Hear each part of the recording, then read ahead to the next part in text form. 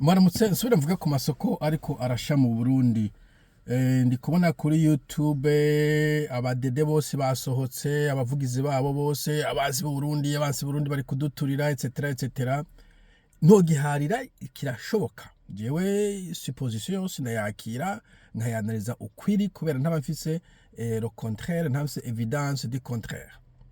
Mugabo nca nibaza niba Bobo Rugurika, niba Pacifique, niba Chimamanda, niba Semerera, niba Sepa uyu wundi ninde kandi umukuru wa MSD ashobora gucengetera mu Burundi avuye muri Canada, muri USA, muri Australia, naho yo baraho mu Rwanda, naho yo baraho muri Congo, agatura isoko Ingozi. Muri Ingozi hari bo kumbura mu Rwanda vuga Ingozi hari hafi, mugaba gacatura niyo Sepa ibujumbura.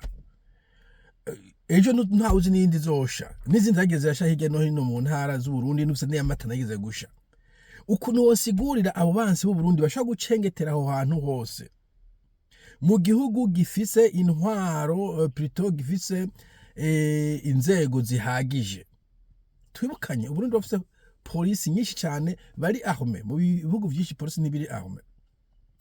Burundi barafise SNR ishobora, listen to me, ishobora kubona na message abantu bari kubarandika, abantu no kuri Twitter no kuri Facebook iyo bari kubandika ama message benshi usanga babaye anonyme, abandi bavuga ngo ntumvuga izina, harabambwira ari muri Canada ngo mpindura ijwi. Imagine umuntu ico kintu abantu bari muri Canada batinya kwandika cyangwa kuvuga ijambo kugira ntikibumve, umuntu agacengetera akabaturana amasoko 2 3 4 5 6 8 9 10.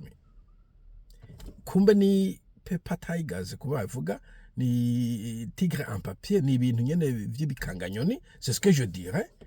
Kuko ico nico SNL shinzwe kuraba abantu bashobora gusaboteginga l'économie, ubutunzi, sécurité, nico kintu shinzwe. Ntabushinzwe kuraba abantu bariko bavuga twite, ntabushinzwe abantu bariko barasemerera, ntabushinzwe abantu bariko baravuga ati nyabo nivyo mukora n'ibihindure. So en tout cas je vyongora gutahura ukuntu iyo SNL ikaze nkuko iyo police ikaze mu gisirikare, mufise Imbonerakure zamaze ko zirakizura un peu partout. Byongora gutahura cyane gose ukuntu umuntu ashaka gucengetera agatura amasoko nkuko. Sivuze ngo ntivyabaye, mugabo bikorera ngora gutahura, muraca kumfasha mu comment musigurire ingene abantu bacengetera. Tukibunya kandi ko d'après ivyo sene divuga ko abanyagihugu presque bose arasende FTD kandi ko babayeho neza banezerewe. Yanduka nta muntu nka aturi abantu banezerewe sinobesha cyo kimwe no mu Burundi, mu wundi kame muri Paradiso, muri Eden. Mugabo vyogora nkino kusa nk'umuntu indaro ngo mpindaro ngaho ngo je mfise mission kuja guturira kijya kintu uwo muntu ngo guyo ndaro, kuko avuga ati no hajye no dusumira hajye haturira iki, uri guhombesha abantu, je ndafise ubuntu igihugu turagikona je guturira. Sinumva rero kuntu abantu bavuga ko bakindi igihugu ari aba patriote hanyuma gahindaro abantu baza guturira. Kuko ndiko ndavuga sinuvu kuntu umuntu ashaka gukomandita ama activité nka yose mu gihugu cy'u Burundi.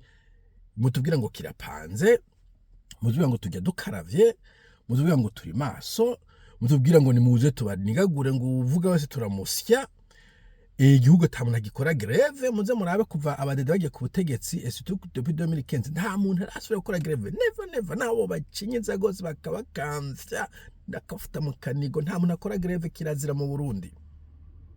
Bashobora gucengetera gute bakaturana amasoko l'un après l'autre? How?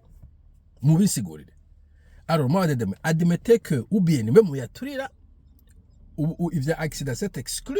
J'avais exclu ça kuva mu ntango, je kuva mu ntango gitangwa kuvuga ibintu by'amazoko navuze ivya gisagera ntibishoboka, c'est impossible, ni probabilité iri impossible, ni fréquence iri impossible.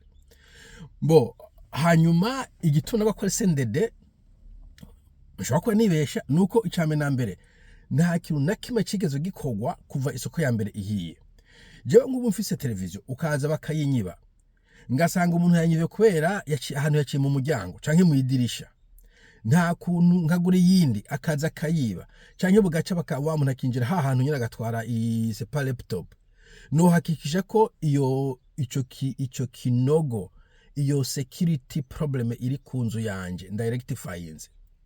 Autrement niba yashika kigurura igufuri, niba yaca mu kidirisha, iryo dirisha no shaka ko amabarbere no gerageza aho hantu baciye nkazibira, nogereza nkongeza gatoya kuri security yanje, nogereza nkagura akakamera kugira karabe ko mburundi munsi bayitwaye uwo munsi nzoshoboye kumenya umuntu yayitwaye, nogerageza ibintu nkagurira kumbure isandugu nkayishira ku nkingi y'inzu nkabohera kugira ngo antuka nta kuntu uzo kanwa nk'ibintu bitanu mu nzu ngo nguma ari uko nyene ari statique. Ivyo ntibishoboka, ivyo nta muntu yobisigura. Na polisi baje nkavuga ntiririza gatanu bajaga kubera ko ari ryo ya mbere uri reportinze d'abord, kukumva kuri badede reporting ni nka gukora nuzeye enquête, nibage bakora enquête ngo bagire enquête conclusive, nibaze ngo nabansi bwo nevuze abansi ni bande mabafashe gute, enquête yabaye ryari ko mutabidukomenitse etc etc.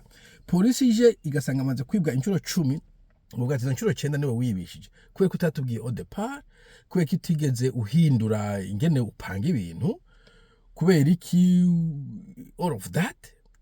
So ije cyo tuvuga ndende sinzi kunobokira ivyo bintu ko badakora enquête, ko batikingira, ko bataza no kuzimya. Alors reka basi ico cyana kibakureko mvuge nti nabo bansi naco kicerekana yuko nabo gipanze adumetosa ntibishobora kuba true amemeta, ntibishobora kuba gipanze ngo bagere kuba bansi baturira, iyo ntibishoboka. Bo nico nagomba kuvuga muge musimeza.